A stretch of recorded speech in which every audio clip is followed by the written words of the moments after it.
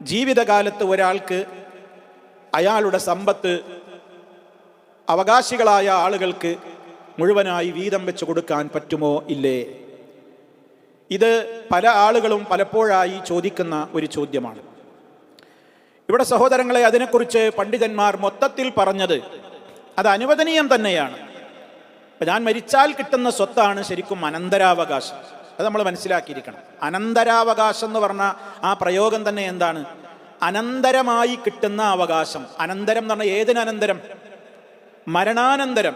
ഞാൻ മരിച്ചതിൻ്റെ ശേഷം വിഹിതം വെക്കുന്നതേ അനന്തരാവകാശ സ്വത്തായി പരിഗണിക്കപ്പെടുകയുള്ളൂ. അതേ അവസരത്തിൽ ഞാൻ എന്ത് ചെയ്യാണ്? ജീവിച്ചിരിക്കുന്ന കാലത്ത് തന്നെ ഒരാൾ, അദ്ദേഹത്തിന് പല ചിന്തകൾ ഉണ്ടായിരിക്കാം, അതിന് അദ്ദേഹത്തെ പ്രേരിപ്പിച്ച പല കാരണങ്ങൾ ഉണ്ടായിരിക്കാം. ആ കാരണങ്ങളൊക്കെ വിലയിരുത്തപ്പെടേണ്ടതുണ്ട്. അതിൽ ശർഈയായി അള്ളാഹു നിശ്ചയിച്ചിട്ടുള്ള ഏതെങ്കിലും ഒരു നിയമത്തെ കാറ്റിൽ പറത്തുക എന്ന ഉദ്ദേശത്തോടുകൂടെയോ, അതായത് അള്ളാഹു നിശ്ചയിച്ചിട്ടുള്ള ശരീഅത്തിൽ അനന്തരസ്വത്തിന് ചില നിയമങ്ങളുണ്ട്, അതുപോലെ തന്നെ അവകാശികൾക്ക് കിട്ടേണ്ടുന്ന ചില ബാധ്യതകളും അതുപോലെ തന്നെയുള്ള കാര്യങ്ങളൊക്കെ വിശദമായി ഇസ്ലാം പഠിപ്പിച്ചിട്ടുണ്ട്. ആ തത്വങ്ങളെ ഏതെങ്കിലും വളരെ തന്ത്രത്തിലോ മനഃപൂർവമോ ഉപായത്തിലോ ഒക്കെ ഇതിലൂടെ അങ്ങ് നടപ്പിലാക്കാം. ആ തന്ത്രങ്ങളൊക്കെ തനിക്ക് തൻ്റെതായ ചില ഉദ്ദേശങ്ങൾ ഉള്ളിൽ വെച്ചുകൊണ്ടാണ് ഒരാൾ ജീവിതത്തിൽ ശറഈന്റെ നിയമങ്ങളെ ഹനിക്കുന്ന വിധത്തിലുള്ള ചിന്തകളാണ് ഒരാളെ ഇതിന് പ്രേരിപ്പിക്കുന്നതെങ്കിൽ, അതാണ് ചുരുക്കത്തിൽ ശറഈന്റെ നിയമങ്ങളെ ഹനിച്ചു കളയുന്ന വിധത്തിലുള്ള ഏതെങ്കിലും ഒരു ചിന്തയാണ് ഇയാൾക്ക് മനസ്സിലുള്ളതെങ്കിൽ അത് പാടില്ല, അത് ഹറാമാണ്, നിഷിദ്ധമാണ്. അതേ അവസരത്തിൽ ഒരാൾ എന്ത് ചെയ്യാണ്? ജീവിച്ചിരിക്കുന്ന കാലത്ത് തന്നെ അയാൾ വിചാരിക്കുകയാണ്, ഞാൻ എൻ്റെ സമ്പത്ത് മുഴുവനും ഇപ്പം തന്നെ അവകാശികൾക്കാൻ വീതിച്ചു കൊടുക്കുകയാണ്. അങ്ങനെ ആ വീതിച്ചു കൊടുക്കുന്നതിന് ഇവിടെ അനന്തരസ്വത്ത് വിഹിതിക്കൽ എന്ന് നമുക്ക് പറയാൻ കഴിയൂല. കാരണം അയാൾ മരിച്ചിട്ടില്ലല്ലോ. അപ്പം അതുകൊണ്ട് അത് ഏത് ഗണത്തിലേ പിന്നെ വരികയുള്ളൂ? പിന്നെ വരുന്നത് അയാളെ സംബന്ധിച്ചിടത്തോളം അയാളുടെ ഒരു ദാനമായിട്ട്, ഇഷ്ടദാനമായിട്ടാണ് അയാൾ അത് പരിഗണിക്കേണ്ടത്. പക്ഷെ അവിടെയും ചിന്തിക്കപ്പെടേണ്ടുന്നൊരു കാര്യം, ഈ വിഷയം പണ്ഡിതന്മാർ പറഞ്ഞത് അവിടെ നീതി പാലിക്കണം എന്നുള്ളതാണ്. എന്താണ് നീതി എന്നുള്ളതും അവിടെ ഒരു വിഷയമാണ്. ജീവിച്ചിരിക്കുന്ന കാലത്ത് തന്നെ ഒരാൾ എന്ത് ചെയ്യാണ്? ഒരാളുടെ ചിന്ത എന്താണ്? ഇപ്പം ഇങ്ങനെ വീതിക്കുന്നത്, ഞാൻ മരിച്ചു കഴിഞ്ഞാൽ ഈ അവകാശികൾ മക്കളൊക്കെ തമ്മിൽ പരസ്പരം ചിലപ്പോൾ ശണ്ട കൂടും, അവരതിൻ്റെ പേരിൽ കേസും വക്കാണവും വഴക്കൊക്കെ ആവാൻ സാധ്യതയുണ്ട് എന്ന് പേടിച്ചിട്ടാണ് ഒരു രക്ഷിതാവ് അങ്ങനെ ഇത് ജീവിതകാലത്ത് തന്നെ ശരി, എന്നാൽ അതിനൊന്നും ഇടവരുത്തേണ്ടതില്ല, ഞാൻ ജീവിച്ചിരിക്കുമ്പോൾ തന്നെ അങ്ങ് വീതിച്ചു കൊടുത്തേക്കാം എന്ന് ഒരു രക്ഷിതാവ്, ഒരു വ്യക്തി ഉദ്ദേശിക്കുന്നതെങ്കിലോ, അയാളെ സംബന്ധിച്ചിടത്തോളം അയാൾ പെട്ടെന്ന് അത് വീതിക്കലല്ല വേണ്ടത്. പണ്ഡിതന്മാർ പറയുന്നത് അങ്ങനെ അനുവദനീയമാണെങ്കിലും അങ്ങനെ വീതം വെക്കാതിരിക്കലാണ് നല്ലത്. അയാൾ മരിച്ചു പോയിട്ട് അവകാശികളായിട്ട് ആരാ ഉണ്ടാവുക എന്നറിയില്ലല്ലോ. അപ്പം അതുകൊണ്ട് അങ്ങനെ വീതിക്കാതിരിക്കലാണ് നല്ലത് എന്നാണ് പണ്ഡിതന്മാർ അതിൽ പറയുന്നത്. എന്താ കാരണം? ഒന്ന്, ഈ കാരണം ഇതാണെന്ന് വിചാരിക്കുക. ഈ ആളുകൾ മക്കൾക്ക് തമ്മിൽ പരസ്പരം ശണ്ട കൂടാനും അവർക്ക് തമ്മിൽ വഴക്കും വെക്കാനൊക്കെ ഉണ്ടാകാൻ സാധ്യത ഉണ്ടാകുമെന്നാണോ?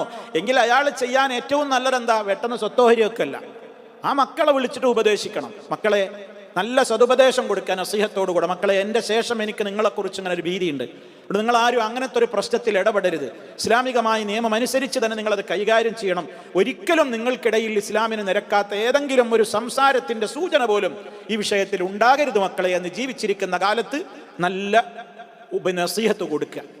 അതിൻ്റെ കൂടെ തന്നെ വേണമെങ്കിൽ ഈ രക്ഷിതാവിന് എന്ത് ചെയ്യാം? മക്കളെ, എനിക്ക് അഭിപ്രായം പറയാനുള്ള ചില കാര്യങ്ങളുണ്ട്, നിങ്ങൾ ഇങ്ങനെയൊക്കെ ചെയ്തോളുണ്ടോ എന്ന് പറഞ്ഞുകൊണ്ട് റെക്കോർഡിക്കലായി തന്നെ, അല്ലെങ്കിൽ ഒരു കടലാസിൽ കൃത്യമായി തന്നെ എഴുതിയിട്ട് മക്കളെ ഏൽപ്പിക്കുക. അതാണ് വാപ്പക്ക് നിങ്ങളോട് ഈ വിഷയത്തിൽ നിർദ്ദേശിക്കാനുള്ള നിർദ്ദേശങ്ങൾ ഇതൊക്കെയാണ് എന്നൊക്കെ പറഞ്ഞ് അപ്പം അവർക്ക് ആ നിലക്കൊക്കെ അവരെ മാറ്റിയെടുക്കലാണ് വേണ്ടത് എന്നുള്ളതാണ് ആ വിഷയത്തിൽ ശ്രദ്ധിക്കേണ്ടുന്ന ഒരു കാര്യം.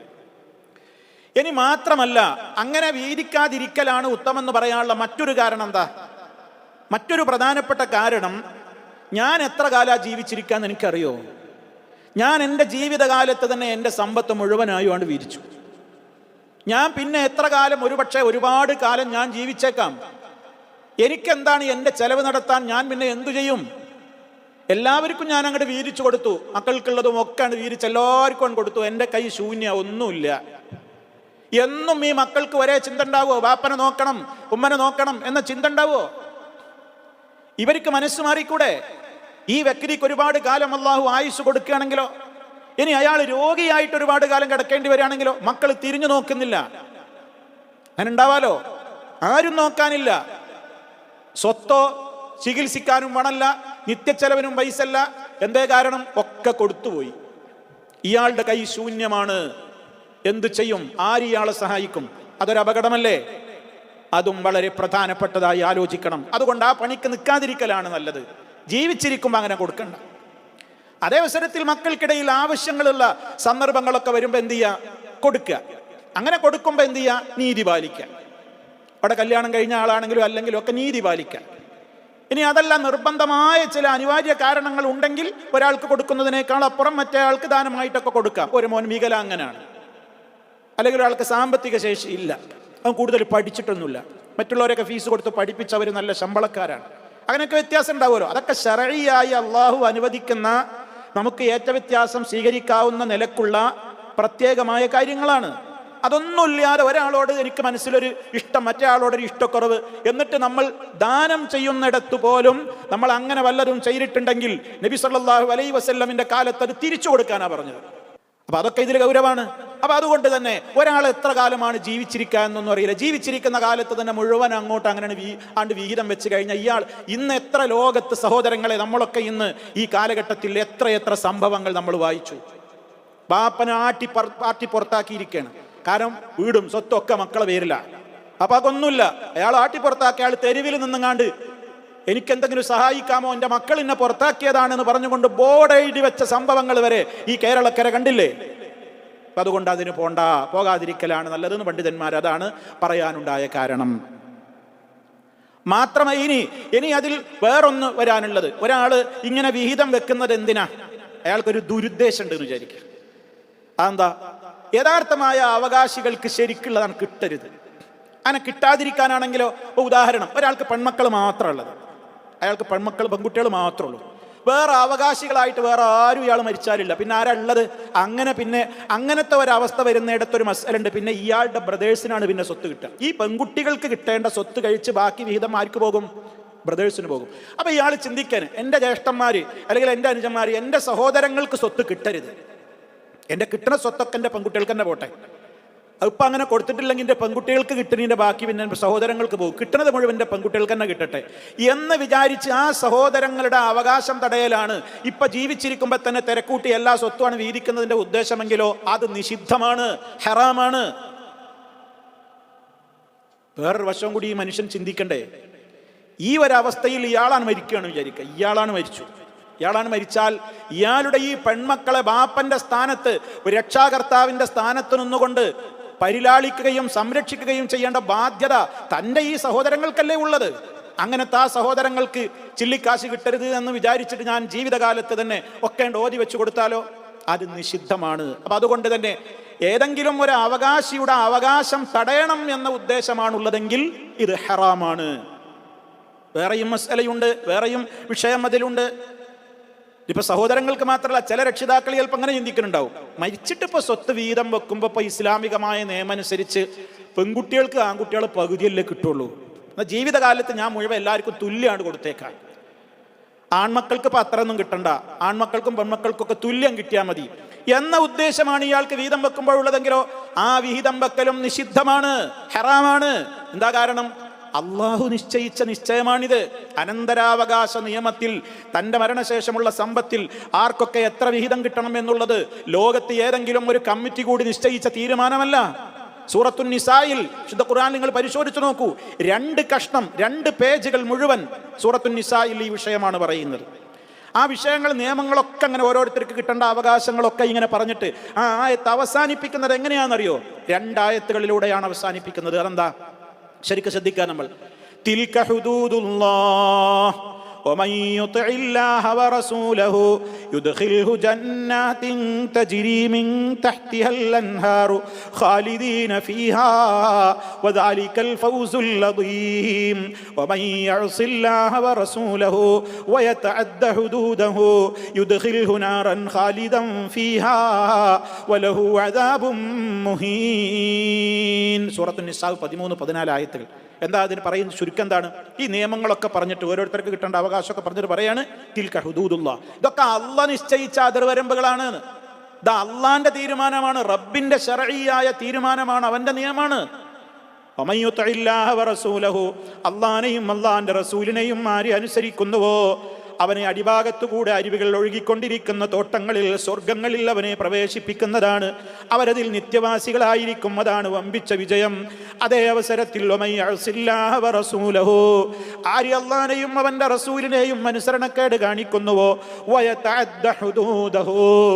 ആ അല്ലാഹു നിശ്ചയിച്ചിട്ടുള്ള അതിർവരമ്പുകളെ ആര് ലംഘിക്കുകയും ചെയ്യുന്നുവോ, വിട്ടുകിടക്കുന്നുവോ, യുദ്ഖിൽഹു നാറൻ ഖാലിദൻ ഫീഹാ വലഹു അദാബും മുഹീൻ, അവനും നരകം തന്നെയാണെന്നാണ്.